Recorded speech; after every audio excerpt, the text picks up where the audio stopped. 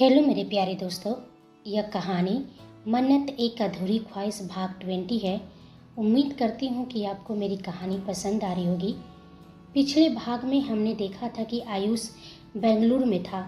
वह एक agent company के अंदर पहुँचा था, जहाँ उसकी मुलाकात कंपनी की हेड मिसेज एस चटर्जी से होती है। चटर्जी ने आयुष से आलिया को लेकर सवाल करना शुरू किया। अब आगे देखते हैं। चटर्जी ने सख्ती से अपनी बात दोहराई। हम बार बार पूछ रहे हैं, आलिया कहाँ है? कुछ तो बताइए आयुष। क्या कोई उनकी इन्फॉर्मेशन मिली आपको? आलिया हमारे इंस्टीट्यूट की बेस्ट स्पाई है। बहुत ही एक्सपर्ट एजेंट है वह। उन्होंने कई ऑपरेशन को अंजाम दिया है, पर इस बार बिना किसी को बताए, बिना हमें इन्फॉर्म किए अचानक कहाँ चली गई हैं?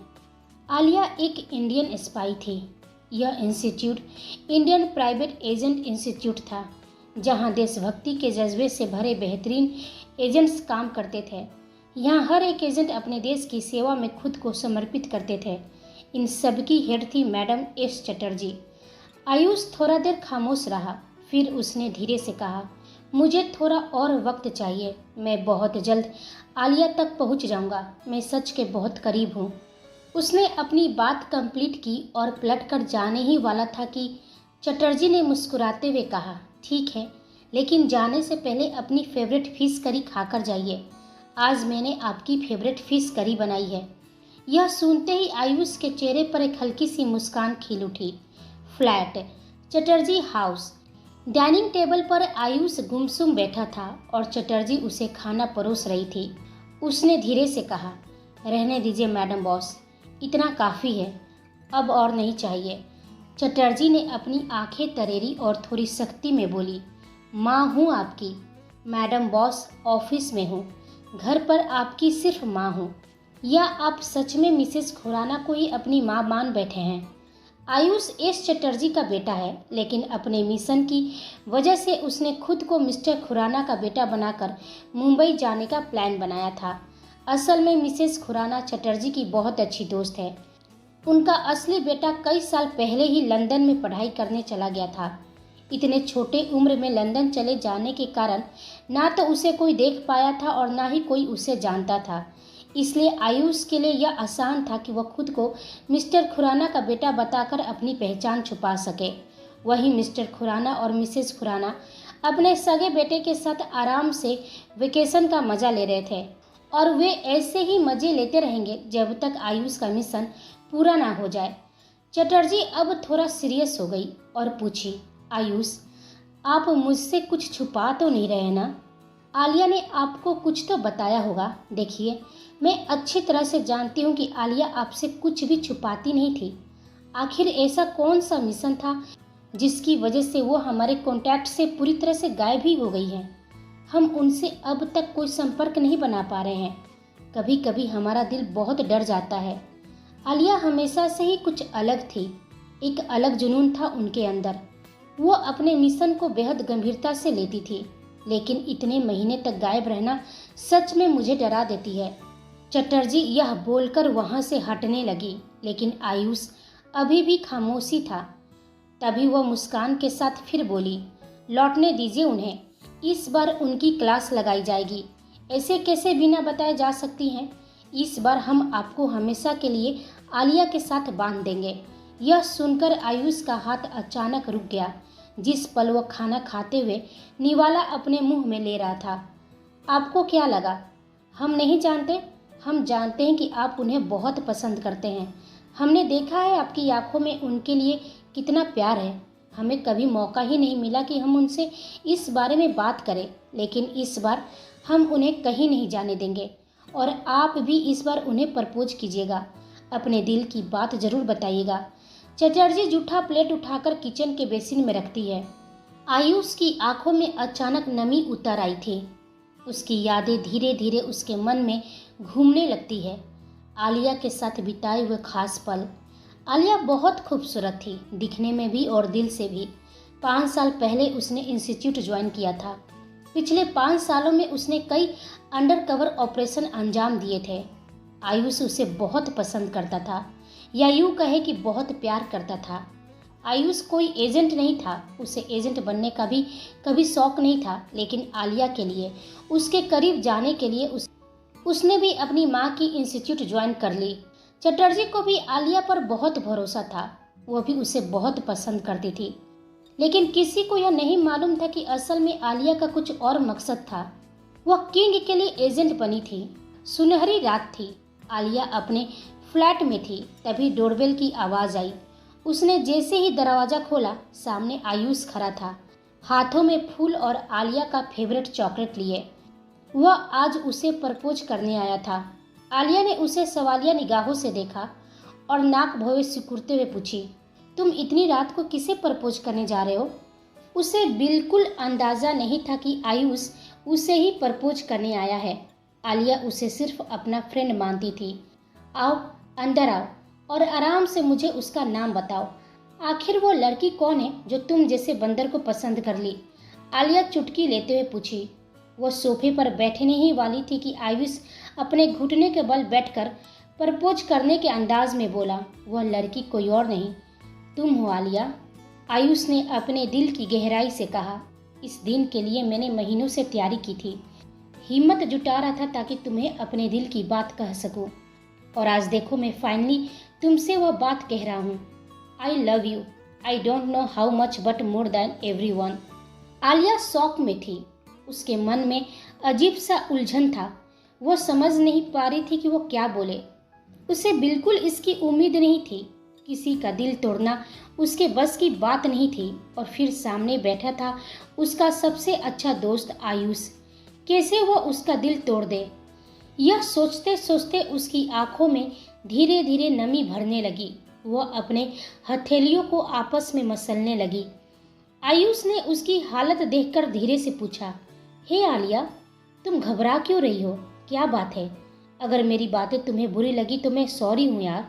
तो आई एम सॉरी यार।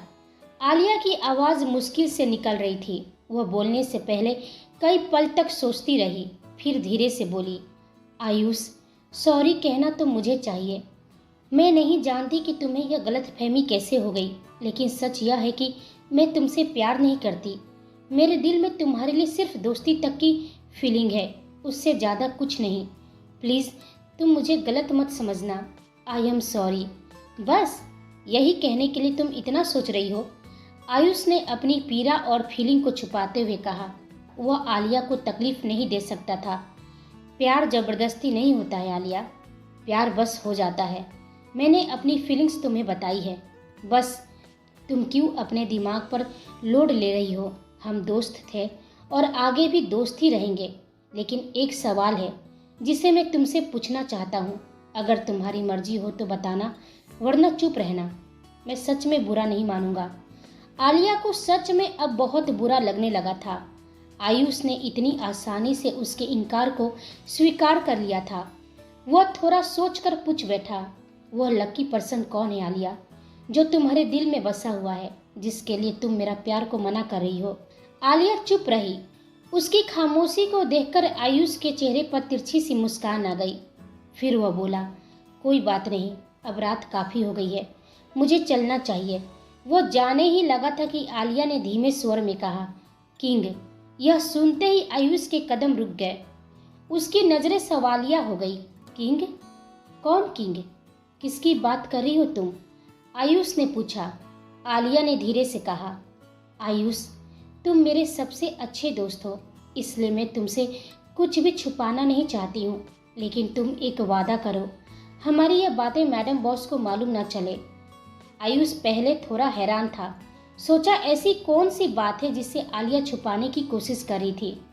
फिर थोड़ी देर सोचकर उसने धीरे से कहा, ओके, आई प्रॉमिस। वह बोली, मैं माफिया वर्ल्ड का बेताज बादशाह किंग से प्यार करती हूँ। यह सुनते ही आयुष के रोंगटे खड़े हो गए। उसने भी बस नाम ही सुना था, लेकिन उसके कारनामों की कहानियाँ उसे दूर दूर तक पता थी। पूरी तरह से वो शौक में था। क्या? आयुष के मुख से बस धीरे से यही निकला। हाँ आयुष, तुमने सही सुना, मैं किंग से प्यार करती हूँ। शायद तुम्हें मैं पागल लगूंगी, लेकिन यही सच है। मैंने उन्हें आज तक देखा नहीं है, फिर भी मेरा दिल उनसे बेशुमार मोहब्बत करता है। मैंने सोचा था कि एक दिन किसी अंडरकवर ऑपरेशन के जरिए मेरी मुलाकात उनसे हो जाएगी, लेकिन अब तक मैं उनसे नहीं मिल पाई हूँ। मैं हर संभव कोशिश कर रही हूँ कि एक दिन हमारा और उनका सामना हो, लेकिन मैडम बॉस माफिया वर्ल्ड और किंग से रिलेटेड कोई भी ऑपरेशन करने ही नहीं देती है। सच तो यह है कि मैं एजेंट भी किंग के लिए ही बनी थी। एक बात याद रखना आयुष, अगर कभी मैं यहाँ से चली जाऊँ तो समझ लेना कि मैं अपने किंग को ढूंढने निकल गई हूँ। यह सोचते हुए आयुष की आंखों से 2 आंसू उसके खाने की प्लेट में गिर पड़ी। आखिर में आलिया के शब्द उसके कानों में गूंजते रहे। तभी चटर्जी की आवाज़ आई। आयुष ने अपने आंसू साफ किए और खुद को नॉर्मल किया। चटर्जी थोड़ी गंभीर स्वर में बोली, क्या बात है बेटा, मैं कब से आपसे यही पूछ रही हूँ, पर आप खामोश हैं। आप तो ऐसे चुप रहने वाले इंसान नहीं हैं। आलिया आपको बहुत याद आती है ना? मुझे भी वो बहुत याद आती है। हमारे इंस्टीट्यूट की बेस्ट एजेंट थी। समझ नहीं आता कि अचानक वो कहाँ चली गई है। आयुष, मैं जानती हूँ कि आप एजेंट नहीं हैं, आपने कभी कोई ट्रेनिंग नहीं ली है, फिर भी मैंने आप पर भरोसा करके आलिया को ढूंढने भेजा है।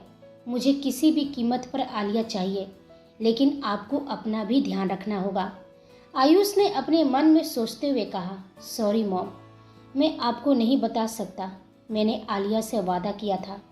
वह पागल थी, अपने किंग के लिए इतनी पागल थी कि दुश्मनों की भीड़ में ही चली गई। मुझे नहीं पता कि उसके साथ क्या हुआ है, लेकिन कुछ तो कनेक्शन मन्नत के साथ जरूर है। मन्नत की आंखें बिल्कुल मेरी आलिया की आंखें जैसी है। हो सकता है कि यह सिर्फ एक इत्तेफाक हो, लेकिन जो भी हो, अब मुझे आलिया और उसके किंग तक पहुंचना ही होगा। वहीं दूसरी ओर कियारा अभी ऑफिस में थी और उसके पीछे पीछे जैस थी। जैस पहली बार वीआर कंपनी आई थी और अपने चारों ओर अपनी नज़रें घुमाकर हर कोने को स्कैन कर रही थी, जैसे वो वेदांश की ऑफिस की हर छोटी बड़ी चीज़ को पढ़ने की कोशिश कर रही हो। कियारा को देख ऑफिस के स्टाफ्स उसे ग्रीट कर रहे थे और कियारा भी मुस्कुराते हुए सबको हाय बोल रही थी। जैस उसके पीछे चलते हुए सोच रही थी, कियारा वेदांश राठौर की मंगेतर है। यहाँ का हर स्टाफ इसकी चमचागिरी में लगा हुआ है। पक्का यह राठौर के लिए बहुत खास होगी। हाँ, यह सच है, वेदांश राठौर के मंगेतर होना किस्मत की बात है। मैंने तो बस उनके बारे में सुना ही है। मेरे पास बेसिक इन्फॉर्मेशन है। मुझे अपना काम जल्दी से ख़त्म करना होगा और यहाँ से निकलना होगा, इससे पहले कि मनु मुझे पहचान जाए। कियारा तेज कदमों से अपने मॉडल स्टाइल में वेदांश की केबिन की ओर बढ़ रही थी और जैस भी पीछे से उसके साथ तालमेल बनाए रखने की कोशिश कर रही थी। वेदांश अपने केबिन में लैपटॉप के सामने बैठा बहुत ही गंभीर होकर काम कर रहा था। उसका चेहरा एक्सप्रेशनलेस था। मयंक सामने वाली चेयर पर बैठा मोबाइल में बिजी था, लेकिन उसकी नज़रें बार बार वेदांश पर टिक रही थी। बॉस, काम हो गया, मयंक ने कहा।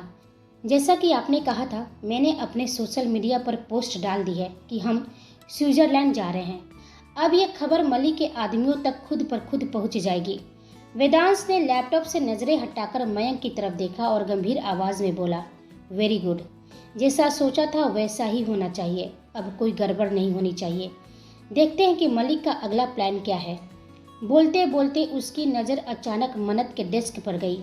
अभी वो वहाँ मौजूद नहीं थी। मयंक उसकी नज़रों को फॉलो किया और चुटकी लेते हुए अंदाज में बोला, तुम उसे बता क्यों नहीं देते हो कि तुम्हें उससे मोहब्बत हो गई है? वेदांश सख्त नज़रों से उसे देखा और कुछ नहीं बोला। वह मोहब्बत ही किया जो बताना पड़े। फिर मयंक मुंह बनाते हुए बोला, किसी बात का जवाब नहीं देता, जब देखो अकरू बनकर घूमता रहता है। तभी वेदांश की केबिन का दरवाज़ा खुला और दोनों अंदर आई। वेदांश ने नज़रें उठाकर देखा तो कियारा अपने चेहरे पर मासूमियत भरी मुस्कान के साथ खड़ी थी।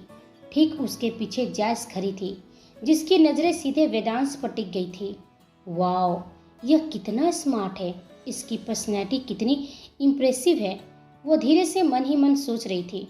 लेकिन तभी मयंक की नज़र जैस पर चली गई और उसका दिल जोर से धड़कने लगा। वो अपना सिर खुजलाते हुए बोला, अरे यार, यह कितनी खूबसूरत है। कौन है यह? पहली बार किसी लड़की को देखकर मेरा दिल इतनी तेजी से धड़क रहा है। तभी कियारा ने हल्की मुस्कान के साथ कहा, वेद। लेकिन वेदांश ने कियारा की बातों को इग्नोर कर उसकी गहरी और गंभीर नज़र अब भी जैस पर टिक गई थी। वो भी बिल्कुल फॉर्मल खड़ी थी। उसके चेहरे पर कोई भी एक्सप्रेशन नहीं था। कियारा ने जैसे ही समझा कि उसने बिना वेदांश की इजाज़त के जैस को अंदर ले आई है, वो घबरा गई और जल्दी से बोली, वेद, यह मेरी असिस्टेंट है। मैंने इसे ऑनलाइन हायर किया है। लेकिन वेदांश की नज़रें अभी भी जैस पर टिकी हुई थी, जैसे कि वह उसे स्कैन कर रहा हो। जैस के चेहरे पर थोड़ी अब घबराहट आने लगी थी। यह मुझे ऐसे क्यों देख रहा है? कहीं इसे मुझ पर शक तो नहीं हो गया है ना? वह अपने मन में खुद से कह रही थी। नो नो नो जैस, खुद को संभालो।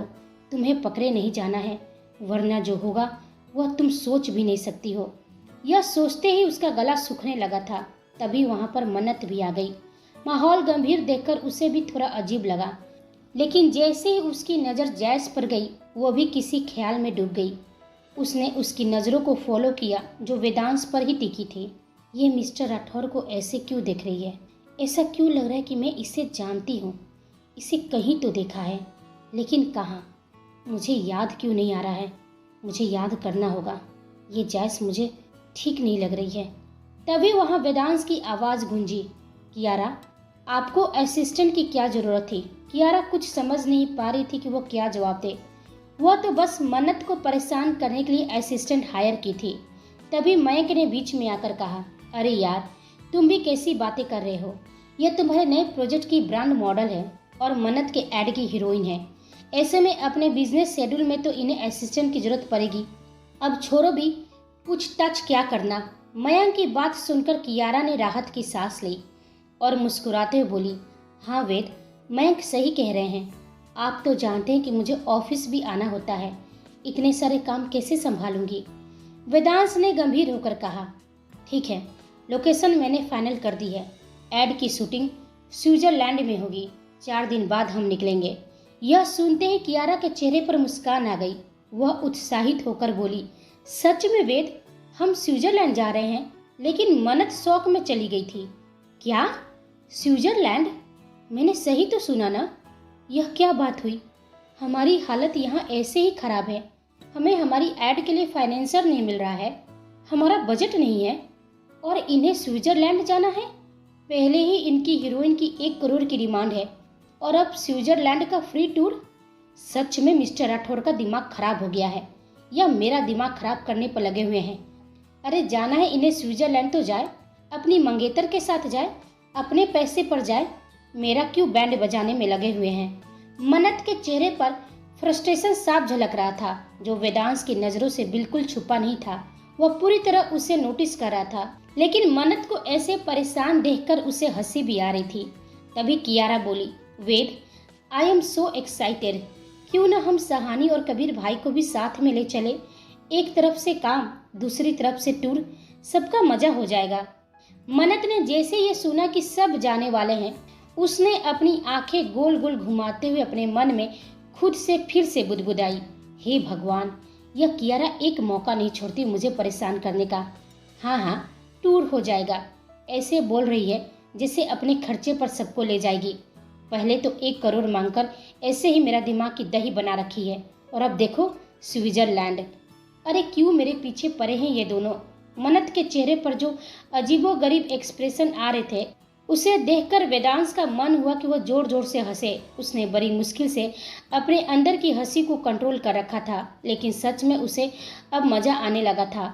फिर थोड़ी गंभीरता के साथ बोला, बिल्कुल, हम सब जा रहे हैं, तुम्हारी असिस्टेंट भी। फिर कियारा मन्नत से बोली, मनु, मैं पेपर साइन करके भेज दूंगी। उम्मीद है कि हमारे बीच हुए टर्म्स एंड कंडीशंस के अनुसार ही हम काम करेंगे। ओके, अब मैं चलती हूँ, मुझे बहुत सारी शॉपिंग करनी है। लेकिन जैस बहुत गंभीर थी। स्विट्जरलैंड, 4 दिन, टाइम लिमिटेड, और आखिर में उसने अपने मन ही मन कहा, इंफॉर्मेशन एक्सपोर्ट टू बॉस। जैसे ही केबिन खाली हुआ, मन्नत वेदांश के सामने खड़ी हो गई। यह क्या बात है मिस्टर राठौर? इंडिया में भी बहुत खूबसूरत जगह है, यहाँ भी शूट हो सकता है। स्विट्जरलैंड जाने की क्या ज़रूरत है?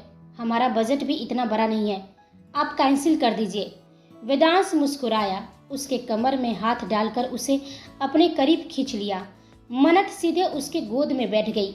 दोनों के चेहरे इतने करीब थे कि नाकें आपस में टकरा रही थी। वेदांश की इंटेंस निगाहें मन्नत की आंखों में झांक रही थी। वहीं मन्नत कंफ्यूज होकर उसे देख रही थी। फिर वेदांश ने प्यार से कहा, जान, मैंने कहा ना, पूरा एड हमारी कंपनी फाइनेंस करेगा। आपको चिंता करने की बिल्कुल जरूरत नहीं है। आप बस काम स्टार्ट करने के बारे में सोचिए, बाकी मैं संभाल लूंगा। मन्नत गुस्से से उसे घूर रही थी। वेदांश उसके नाक को हल्के से पिंच करते हुए बोला, इतना गुस्सा लाती कहाँ से है जान? और वैसे भी स्विट्जरलैंड की वादियों में एक अलग ही प्यार और रोमांस का फीलिंग आता है। हो सकता है कि आपके दिल की तार फिर से छिड़ जाए, आपका दिल फिर से धड़कने लगे मेरे लिए, और फिर हमारे बीच में जो पल अधूरा रह गया था उस दिन, वह पूरा हो जाए। यह सुनते ही मन्नत की आंखें चौड़ी हो गई। वो दांत पीसते हुए बोली, ऐसा कभी नहीं होगा। जगह बदलने से इरादे नहीं बदलते, और मैं अपने इरादे की पक्की हूँ। आपको तो बस मौका चाहिए, लेकिन मेरे लिए मेरा काम बहुत इम्पोर्टेंट है। मैं नहीं जा रही हूँ स्विट्जरलैंड। अब इंडिया में ही कोई जगह फाइनल कीजिए। वेदांश इस बार ठंडी आवाज में कहा, हम जा रहे हैं तो जा रहे हैं। बार बार मुझे अपनी बातें रिपीट करने की आदत नहीं है। और मत भूलिए जान कि मैं आपका बॉस हूँ। टर्म एंड कंडीशन में साफ साफ लिखा हुआ था कि लोकेशन, मॉडल, हर चीज़ मैं डिसाइड करूँगा। तो फिर आप मुझ पर ऐसे सवाल नहीं उठा सकती हैं। अभी कुछ पल पहले वो कितना नरम और प्यार से बात कर रहा था, और अब बिल्कुल गंभीर और सर्द हो गया था, जैसे कि उसका ही डिसीजन वहाँ पर चलने वाला हो। मन्नत ने गहरी सांस लेकर कहा, ठीक है, यदि आप यही चाहते हैं तो यही सही, लेकिन एक बात याद रखिए, चाहे आप कुछ भी कर ले, इस एड का फाइनेंसर मैं आपको नहीं बनने दूंगी। मैं आपका एहसान नहीं लेने वाली हूँ। चाहे मुझे इन्वेस्टर कहीं से भी ढूंढना पड़े, मैं ढूंढूंगी, लेकिन इस एड को फाइनेंस केवल मेरी ही कंपनी करेगी, और यह आपके मुंह पर मेरी ओर से तमाचा होगी। वह उसकी गोद से उठी और ये कहते हुए केबिन से बाहर निकल गई। वेदांश अपना सिर पकड़कर बैठ गया। वह खुद से बोला, आपको कैसे बताऊं जान, क्यों आप इतनी जिद कर रही हैं? जिस कोठारी के भरोसे आप बैठी हैं वह तो चला गया, और जो भी आपके करीब जाने की कोशिश करेगा वह इस दुनिया से जाएगा, चाहे कोई भी क्यों ना हो। यह कहते हुए वेदांश की आंखों में ठंडापन उतर आया था। दरअसल स्विट्जरलैंड जाने का तो सिर्फ बहाना था। वेदांश का असली प्लान तो कुछ और ही था। यह प्लान उसने पहले से ही रेडी कर रखा था। उसका मकसद था मलिक को फंसाना, उस तक पहुंचना। मलिक जो माफिया वर्ल्ड का किंग बनने की गहरी साजिश में था, हर कदम पर अंधेरे इरादों से काम कर रहा था। मलिक अपनी साजिश पूरी करने के लिए किंग के नाम पर कोई बड़ा कदम उठाने वाला था। वह पक्का उसके स्विट्जरलैंड जाने से पहले ही करेगा, क्योंकि मुंबई में जो भी साजिश का अंजाम होगा उसके लिए वेदांश राठौर का मुंबई में होना बहुत जरूरी था। इसलिए वेदांश ने समय तय कर दिया था, 4 दिन के अंदर ही जो होना है होगा। उसके हिसाब से हर चीज बिल्कुल वैसा ही हो रहा था जैसा उसने सोचा था, लेकिन कौन जाने कि आगे क्या होगा। मलिक के इरादे या वेदांश का प्लान, कौन जीतेगा इस बार। वहीं दूसरी ओर आयुष अपनी माँ के गोद में सिर रखकर सो रहा था, बिल्कुल मासूम बच्चे की तरह। जब वो गहरी नींद में चला गया तो चटर्जी उसका सिर धीरे से तकिए पर रखकर कमरे से बाहर निकल आई। हॉल में वही अधेड़ उम्र का आदमी बैठा था जो उनके केबिन में था। चटर्जी उन्हें हमेशा बाबा बुलाया करते थे। वह गंभीर होकर उनके पास बैठ गई। क्या सोच रही हो बेटा? उन्होंने पूछा। बाबा, मैं कभी नहीं चाहती थी कि मेरा बेटा बेंगलोर से बाहर जाए। मैं यह भी नहीं चाहती थी कि वह एजेंट का काम करे, लेकिन किस्मत को कुछ और ही मंजूर था। ना आलिया कहीं जाती और ना मुझे आयुष को भेजना पड़ता उसे ढूंढने के लिए। मैं जानती हूँ कि आयुष मुझसे कुछ छुपा रहा है। मैं माँ हूँ उसकी, उसके दिल की हाल नहीं जान सकती क्या? और मैं आलिया को भी बहुत अच्छे से जानती हूँ। उसका मेरा इंस्टीट्यूट ज्वाइन करने का मकसद कुछ और था। दरअसल बाबा वो किंग की तलाश कर रही थी। यह सुनते ही बाबा चौंक गए और हैरानी से बोले, क्या किंग? तुम माफिया वर्ल्ड का किंग की बात कर रही हो? चटर्जी ने अपना सिर हल्के से हिलाई और बोली, हाँ बाबा, मैं ऐसे ही एजेंट की ट्रेनिंग नहीं देती हूँ बाबा कि मैं आलिया के मकसद को ना जान पाऊँ। मैंने हमेशा उसे किंग से रिलेटेड ऑपरेशन से दूर रखा, क्योंकि सच में मैं नहीं चाहती थी कि मेरा कोई भी एजेंट माफिया वर्ल्ड या किंग से जुड़ा कोई काम करे। लेकिन ना जाने क्यों उसे किंग में इंटरेस्ट था। आप वजह जानते हैं बाबा? मैं आयुष को अपने अतीत से दूर रखना चाहती हूँ। सच्ची कहते हैं, हम चाहे कितना भी कोशिश कर ले अपने सच से भागने का, वो सच हमें ढूंढ ही लेता है। तो फिर तुम आयुष को पूरा सच क्यों नहीं बता देती हो? बाबा बोले। संध्या का चेहरा थोड़ा और भी गंभीर हो गया। हाँ, यह संध्या चटर्जी नहीं, यह संध्या राठौर है, अधिराज राठौर की पत्नी, नूतन राठौर की बड़ी बहन और किस्मत से वेदांश राठौर की माँ। वह धीरे धीरे अपने अतीत के बारे में सोचने लगती है। फ्लैशबैक। संध्या अपने 2 साल के बेटे के साथ घर में खेल रही थी। अरे मेरा मुन्ना, पापा अभी आएंगे और फिर हम उनसे बहुत सारी बातें करेंगे, वह हंसते हुए कहती है। बाहर तेज बारिश हो रही थी, बिजली तेजी से चमक रही थी और गरज की आवाज मानो आकाश का तूफान आने की चेतावनी दे रही हो। रात बहुत गहरी थी। संध्या और अधिराज ने लव मैरिज की थी। संध्या और वह एक इवेंट के दौरान मिले थे। पहले ही नजर में वह उसे अपना दिल दे बैठी थी। अधिराज की पर्सनैलिटी सच में अलग थी। वो बहुत ही हाई प्रोफाइल और स्ट्रॉन्ग था। उसकी आंखों में एक अजीब नशा था जो किसी का भी दिल पिघला सकता था। वो माफिया वर्ल्ड का किंग था, लेकिन अधिराज के अपने नियम थे। वो कभी भी निर्दोष को चोट नहीं पहुंचाता था। केवल वही जो माफिया वर्ल्ड के नियम तोड़ते या उसके रास्ते में खड़े होते, उन्हें सजा देता था। अधिराज ऐसे ही किंग नहीं बना था। माफिया वर्ल्ड में किंग बनने के लिए उसने एक बुक बनाई थी, ब्लैक बुक। यह कोई साधारण बुक नहीं था। इसमें माफिया वर्ल्ड के राज के साथ साथ और भी बहुत कुछ था जो सिर्फ अधिराज को ही मालूम था। कहा जाता था कि इस बुक की शक्ति पूरी दुनिया को उसके कदमों में झुका सकती थी, लेकिन यह राज केवल उसके सबसे विश्वसनीय बॉडीगार्ड मलिक को पता था। और मलिक के मन में लालच भी था। वो खुद माफिया वर्ल्ड का किंग बनना चाहता था और इसके लिए उसे चाहिए था ब्लैक बुक। संध्या पर भी उसकी बुरी नजर थी। संध्या थी भी बहुत सुंदर, किसी का भी उसे देख मन डोल जाए। अधिराज को कभी शक नहीं हुआ उस पर, क्योंकि मलिक सिर्फ उसका बॉडीगार्ड नहीं बल्कि उसका भरोसेमंद दोस्त भी था। हालांकि अधिराज ने शादी के बाद माफिया वर्ल्ड से कनेक्शन तोड़ दिया था और अपनी नाम और पहचान छुपाकर अपने परिवार के साथ सिंपल लाइफ जी रहा था। तभी दरवाजा जोर जोर से पीटने की आवाज आई।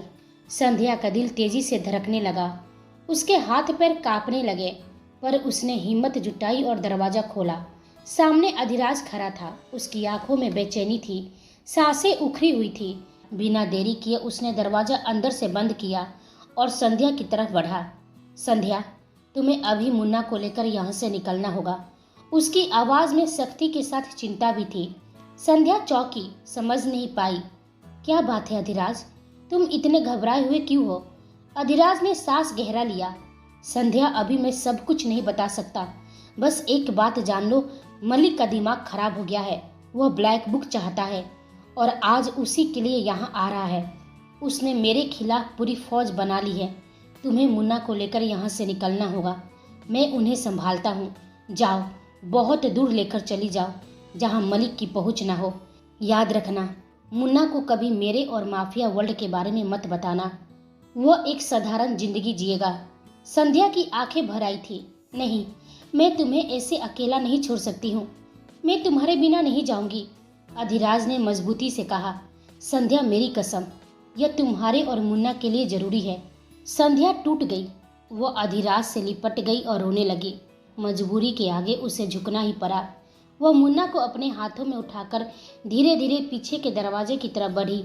संध्या पीछे मुड़ी और उस घर को आखिरी बार देखी, जहां उसका अधिराज, उसका प्यार और परिवार का आधार खड़ा था। फिर वो धीरे धीरे अंधेरे में निकल गई। संध्या के पीछे अब मलिक के आदमी पड़ चुके थे। मलिक को पता चल गया था कि अधिराज ने संध्या और अपने बेटे को यहाँ से सुरक्षित निकाल दिया है, इसलिए उसने अपने आदमियों को आदेश दिया था कि किसी भी हाल में संध्या को ढूंढ कर ला और उसके बच्चे को मार दो। उसे बस संध्या चाहिए थी। संध्या अपने बेटे को गोद में लिए इधर उधर छिप रही थी। वह किसी तरह अपनी बहन नूतन तक पहुंचना चाह रही थी। एक वही थी जिस पर उसे भरोसा था और वह वेद की सरोगेट मदर भी थी। लेकिन मलिक की आदमियों की निगाहें चारों तरफ थी और यह रास्ता संध्या के लिए अत्यंत जोखिम भरा था। उसके चारों ओर खतरा था, इसलिए उसने एक योजना बनाई। संध्या पहले किसी तरह एक अनाथ आश्रम पहुंची। वहां उसने अपने बेटे को छोड़ने से पहले एक लेटर लिखा। लेटर में उसने लिखा, मेरी प्यारी बहन नूतन, मैं अपने बेटे को तुम्हें सौंप रही हूँ। मैं नहीं जानती कि मेरा अंजाम क्या होगा। मुझे ये भी नहीं मालूम कि मैं जिंदा बचूंगी भी या नहीं। अधिराज को भी मैंने हमेशा के लिए खो दिया है। जिस अंधेरी दुनिया से निकलकर हमने अपना सुखद संसार बसाया था, सब खत्म हो गया है। मैं अपने मुन्ने को तुम्हारे हवाले कर रही हूँ। इसे कभी हमारा सच मालूम ना चले। भले इसके रगों में मेरा और अधिराज का खून बह रहा हो, लेकिन इसे जन्म देने वाली माँ तुम हो और तुम्हें इसी का सौगंध है। कभी मेरे बेटे को हमारा सच मालूम ना चले। तुम्हें इसे अपना बेटा बनाकर पालना और इसे माफिया वर्ल्ड और हमारे सच से दूर रखना। तुम्हारी बड़ी बहन संध्या राठौर। साथ ही उसने आश्रम की इंचार्ज से कहा, यह लेटर मेरी बहन को देना और यह नंबर मेरी बहन का है, उसे फ़ोन कर देना, वो यहाँ पर आ जाएगी और फिर मेरे बेटे को उसके हवाले कर देना सुरक्षित। वह एक नज़र अपने बेटे को देखती है, उसके माथे पर प्यार भरी किस करती है। वही जानती थी कि इस वक्त उसने खुद को कैसे मजबूत बनाया है। अपने बेटे की जिंदगी के लिए उसे अपने बेटे से दूर रहना ही होगा। उसके बाद उसने एक नाटक रचा। उसने अपने बेटे के आकार का एक खिलौना लिया, उसे छोटे कपड़े पहनाए और उसे गोद में लेकर चलने लगी। मल्लिक के आदमी उसे देख रहे थे और उन्हें लगा कि वही उसका बच्चा मुन्ना है। संध्या ने अपने कदम तेज किए और एक पहाड़ी के पास पहुंच गई, जहां नीचे एक विशाल झरना था। मल्लिक के आदमी तेजी से पीछे पड़ गए। उसके आदमी जैसे ही उसके करीब पहुंचे, उससे पहले ही संध्या ने अंतिम समय पर छलांग लगाई। झरने के पानी की तेज आवाज के बीच उसने छलांग लगा दी थी। मलिक के आदमी और मलिक सोचते रहे कि संध्या और उसका बच्चा हमेशा के लिए इस दुनिया से चले गए।